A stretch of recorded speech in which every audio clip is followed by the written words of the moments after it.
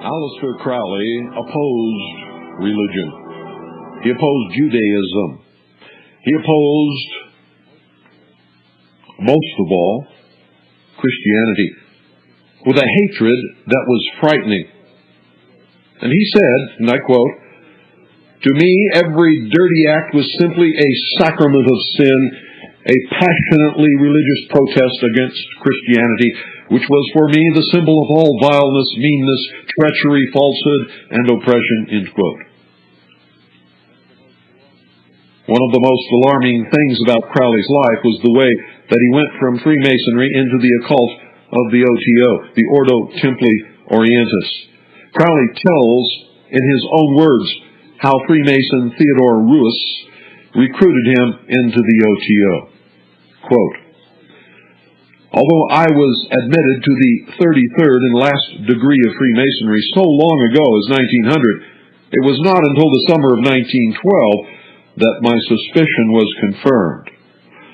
I speak of my belief that behind the frivolities and convivialities of our greatest institution lay in truth a secret, ineffable, and miraculous potence to control the forces of nature, and not only to make men brethren, but to make them divine.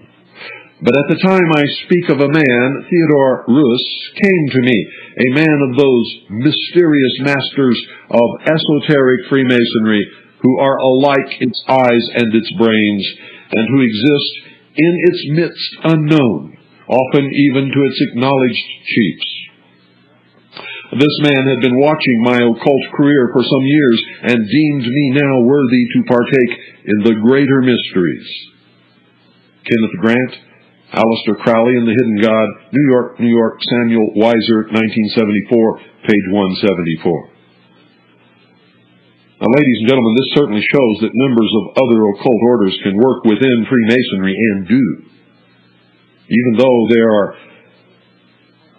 admitted to the public only 33 degrees, in my research I have found degrees into the 90s behind what's called the veil in the Mithraic Rite, and other degrees that go out laterally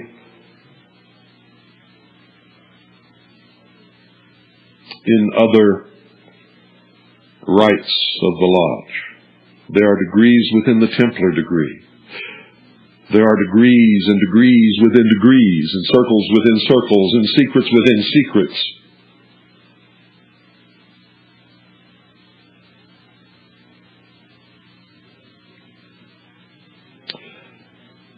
The OTO was founded in 1895 by the Austrian Freemason Karl Kellner. Freemason Theodore Ruus became its leader after Kellner's death. Ruus started a magazine called the Oriflame in 1902 with the help of Freemason Franz Hartmann. A 1912 Jubilee edition of the magazine revealed information about what the OTO activities really were. Quote, "Our order possesses the key which opens up all Masonic and Hermetic secrets, namely, the teaching of sexual magic, and this teaching explains, without exception, all the secrets of nature and the symbolism of Freemasonry and all systems of religion," end quote. In 1912, while holding the rank of 33rd degree Mason, Aleister Crowley became the head of the British OTO. The teachings and the practices of the OTO were amazingly disgusting. Here's a very brief description of their degrees. Listen carefully. Quote, "Today's literature about sex magic relies heavily on practices which were already common in the OTO, or in its later development by Aleister Crowley. The division is as follows. 8th degree OTO is autoerotic practice. 9th degree OTO is heteroerotic practice. The 11th degree OTO is homoerotic practice. This is the traditional sex magic practice as performed under Crowley. Frater Secrets of the German Sex Magicians, St. Paul, Minnesota, Llewellyn Publications, 1991, page 138. Also, 33rd degree Aleister Crowley proudly called his cult of the OTO true Freemasonry. He said, "I claim for my system that it satisfies all possible requirements of true Freemasonry. It offers a rational basis for universal brotherhood and for universal religion," end quote. Now, how close is this connection between Freemasonry and the OTO? Well, Masonic historian, Francis King, reveals a closer connection than most Freemasons would ever dare to admit, and I am sure that they are cringing right now, knowing that I am going to reveal it. Here's what Masonic historian Francis King says, quote, "For the OTO not only had, as we shall see, connections with spurious and clandestine Masonic groups, but functioned as a recruiting office for one of these, for in the classification of members by degrees appended to Ruys's document is clearly stated that, quote, candidates are made Freemasons by the directing members, fratres superiores of the OTO, end quote. Francis King, The Secret Rituals of the OTO, New York, New York, Samuel Weiser, 1973, page 13.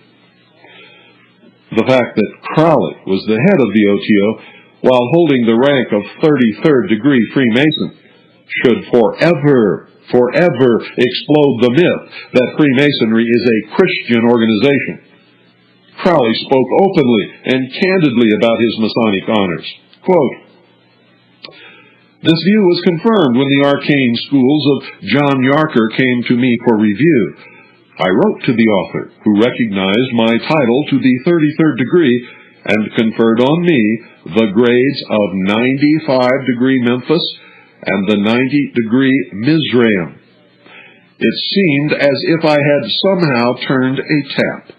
From this time on, I lived in a perfect shower of diplomas, from Bucharest to Salt Lake City. I possess more exalted titles than I have ever been able to count.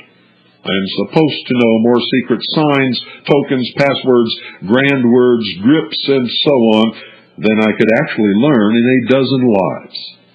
An elephant would break down under the insignia I am entitled to wear." End quote.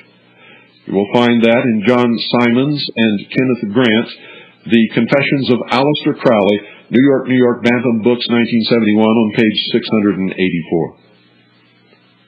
You see, folks, they cannot wiggle out from under, ye accuse. In their own words, ye accuse. In the Confessions of Aleister Crowley, Crowley spoke with great admiration about the Royal Ark degree. Quote, "I supposed myself to have reached the summit of success when I restored the secret word of the Royal Ark. In this case, tradition had preserved the word almost intact," end quote. It is perfectly understandable that this hatred of Christianity, or this hater of Christianity, would love the Royal Ark degree of Freemasonry. You see, in this degree, Freemasons blaspheme the God of the Bible by uniting God's name with pagan gods. It would drive an Orthodox Jew right up the wall. The secret word of the Royal Ark that Crowley is referring to is Yah-Bulan. The Yah represents Jehovah, Bul represents the pagan god Baal, and On represents the Egyptian god of the sun.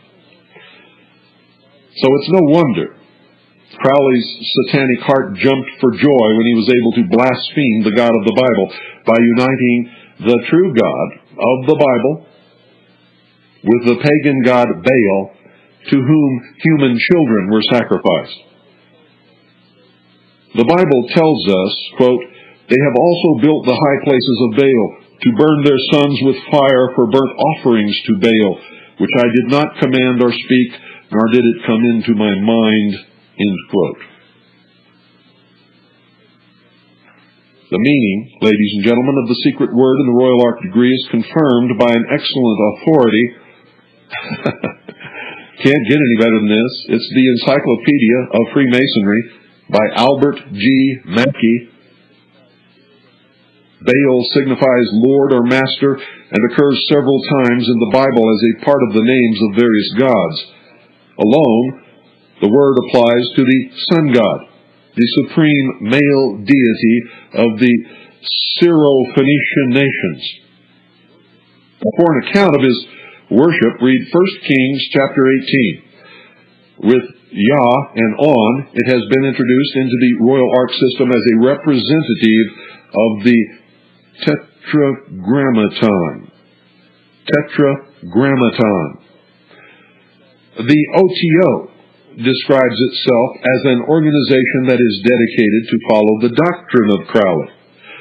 The Ordo Templi Orientis, or OTO, is an initiatic body, I should say, composed of men and women who have accepted the principles of the Book of the Law, which was transmitted, he claims, through Aleister Crowley by some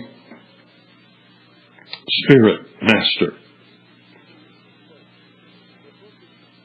Quote, "The book is conceived to be a perfect transmission of the divine, freed from any defects of human interference. As such, it is a luminous vehicle of truth that can serve as an infallible guide to human conduct. Aleister Crowley will at least be remembered as the greatest occult genius of the 20th century. His influence on modern occultism is incalculable, penetrating every Western school." Hymenaeus, editor, Aleister Crowley, the Master Therion, the Equinox Publishing Company, 1990, Volume 3, number 10:87. Any organization, ladies and gentlemen, that follows the teachings of Crowley must be taken very seriously. Listen to me. You have a habit of dismissing these things as not being important and not worthy of the study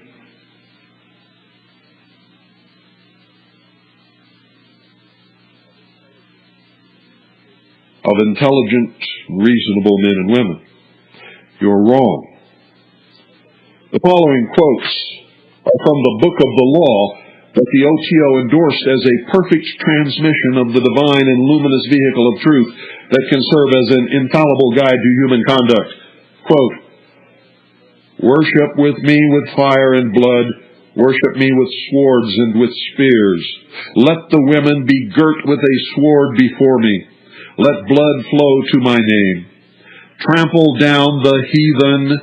Be upon them, O warrior. I will give you petrovanal of their flesh to eat.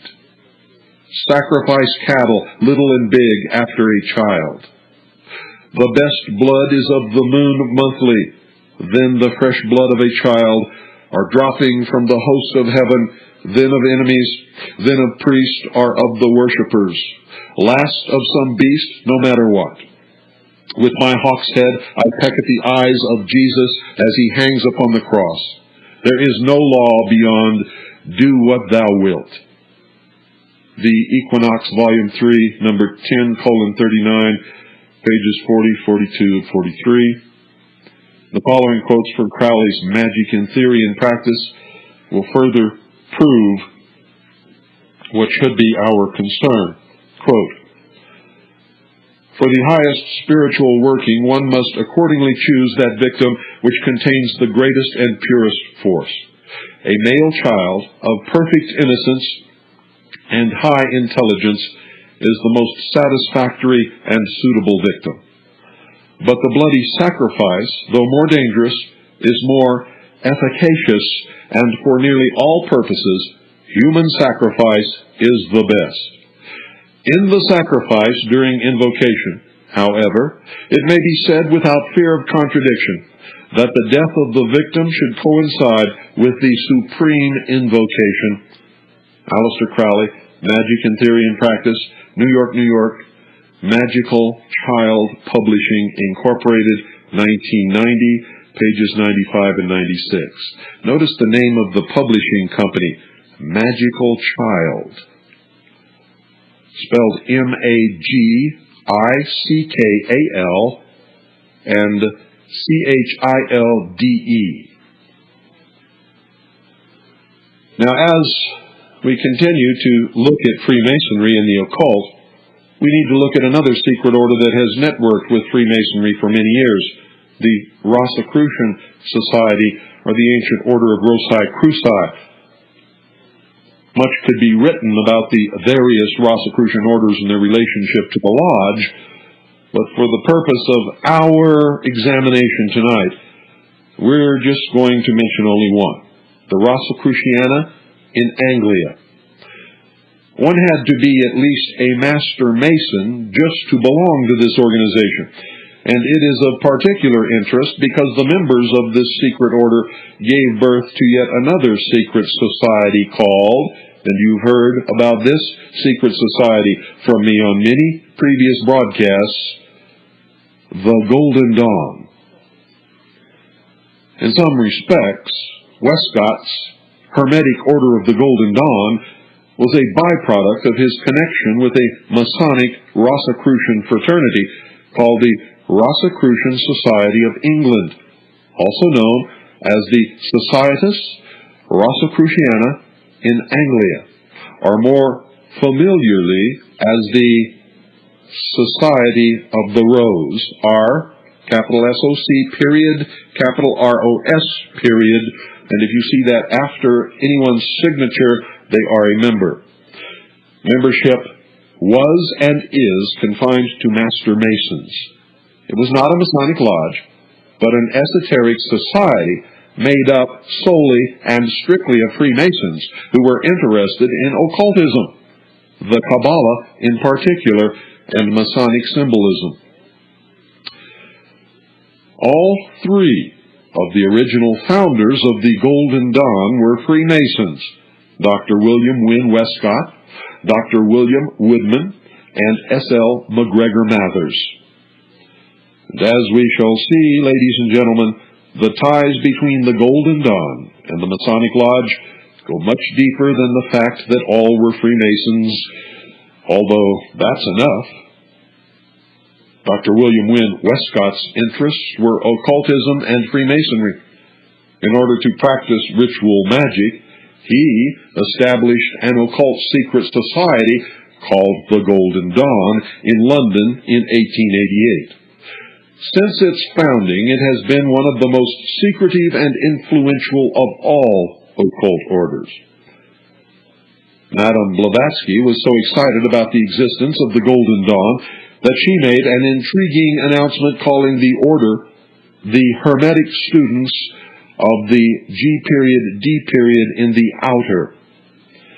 In the June 1889 issue of her theosophical periodical Lucifer, world-renowned witches, Janet and Stuart Farrar, and I'm not calling them witches to be mean, they were self-confessed witches.